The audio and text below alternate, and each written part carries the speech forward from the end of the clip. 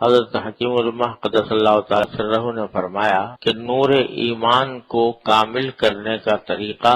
ذکر و فکر ہے، جس کو اللہ تبارک و تعالی نے قرآن کریم میں اس طرح ارشاد فرمایا کہ بل تنظر نفس ما قدمت لغد، ہر شخص کو چاہیے کہ یہ سوچتا رہے کہ اس نے کل کے واسطے کیا سامان کیا ہے، یعنی اپنے اعمال کا محاسبہ کرتا رہے کہ آج دن میں کتنے نیک کام ہوئے، جو نیک کام ہوئے ہیں ان پر اللہ تعالیٰ کا شکر ادا کرے، اور جو گناہ ہوئے ہیں ان سے توبہ اور استغفار کرے، جو بات کہے سوچ کر کہے، جو کام کرے پہلے اس کے انجام کو سوچ لے، مراقبات کرے بالخصوص مراقبہ موت، اور اگر موت کو سوچنے سے کسی کا دل گھبراوے تو حیات کو سوچے کہ اس حیات سے ابھی ایک دوسری حیات ہے جو خیر بھی ہے، زیادہ باقی رہنے والی بھی ہے، بہت لذیذ بھی ہے اور بہت زیادہ پسندیدہ بھی ہے۔ پھر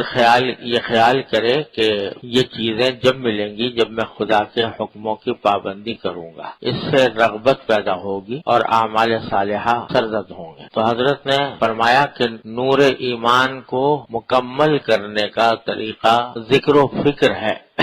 یعنی سوچنا، اللہ تبارک و تعالیٰ کی نعمتوں کو سوچنا، اللہ تبارک و تعالیٰ کی بارگاہ میں حاضری کو سوچنا، اپنے اعمال کے بارے میں سوچنا، اور اللہ جل جلالہ کے جلال و جمال اور کمال کو سوچنا۔ اور یہی وہ بات ہے جو پہلے بھی عرض کرتا رہا ہوں کہ ہمیں اپنے سوچ کا رخ تبدیل کرنے کی ضرورت ہے۔ اس وقت ہماری سوچ بچار، خواہشات، جذبات، امنگیں جو کچھ ہیں وہ دنیا کی لذتوں راحتوں کی طرف لگی ہوئی ہیں، اور دن رات ہمارے دماغ کی سوئی انہی کی طرف گھومتی رہتی ہے۔ کون سے کام سے زیادہ لذت حاصل ہو، کون سے کام سے زیادہ راحت ملے، کون سے کام سے میری لوگوں میں شہرت ہو، کون سے کام لوگوں کو پسند آئے، تعریف ہو، بس اسی ادھیڑ بن میں ہمارے شب و روز گزرتے رہتے ہیں۔ اس کا نتیجہ یہ ہے کہ آخرت سے غفلت رہتی ہے، آخرت سے غفلت رہتی ہے کہ پتہ نہیں کس وقت اللہ تبارک و تعالیٰ کی طرف سے بلاوا آ جائے،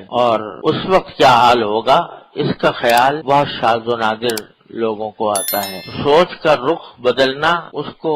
دنیا سے آخرت کی طرف پھیرنا، مخلوق سے خالق کی طرف پھیرنا، اللہ تبارک و تعالیٰ کی جمال و جمال، جمال و جلال، اس کے کمال، اس کی طرف پھیرنا، یہ مقصود ہے، اور اسی سے ایمان کا نور کامل ہوتا ہے، حضرت فرماتے ہیں۔ اور حاصل یہ ہے کہ غفلت کی زندگی جو دن رات اللہ تبارک و تعالیٰ سے غافل ہو کر جو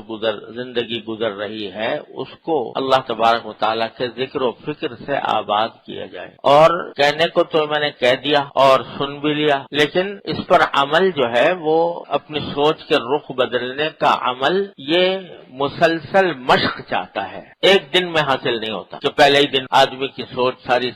اللہ تعالیٰ کی طرف پھر جائے، ایک دن میں نہیں ہوتا۔ کرتے رہنے سے، مشق کرتے رہنے سے، اللہ تبارک و تعالیٰ کے نعمتوں کا استحضار کرتے رہنے سے، ہر چیز کے پیچھے اللہ تبارک و تعالیٰ کا جلوہ دیکھتے رہنے سے رفتہ رفتہ یہ عادت بن جاتی، اور اللہ تبارک و تعالیٰ کا ذکر و فکر انسان کے دل میں سما جاتا ہے۔ اور اس کا راستہ یہ ہے، سب سے اہم چیز جس سے یہ دولت حاصل ہوتی ہے اللہ تبارک و تعالیٰ کے ذکر و فکر کی، وہ محبت ہے، اللہ جل جلالہ کی محبت۔ جس سے انسان کو محبت ہوتی ہے تو دل و دماغ پر وہی چھایا رہتا ہے، یہ ایک انسان کی فطرت ہے۔ جس سے محبت ہوگی اس کے خیال آتے رہیں گے، اس کا تذکرہ آدمی کو اچھا لگے گا، اس کا دھیان اچھا لگے گا، اس کے تصور اچھا لگے گا۔ تو جس سے محبت ہو جاتی ہے اسی کا ذکر و فکر ہوتا ہے انسان کے دل و دماغ پر۔ اگر تھوڑی دیر کے لیے کسی اور کام میں لگ بھی گیا تو پھر دوبارہ لوٹ کے ادھر ہی آ جاتا ہے۔ دنیا کی محبتوں میں، فانی محبتوں میں بھی یہ ہوتا ہے کہ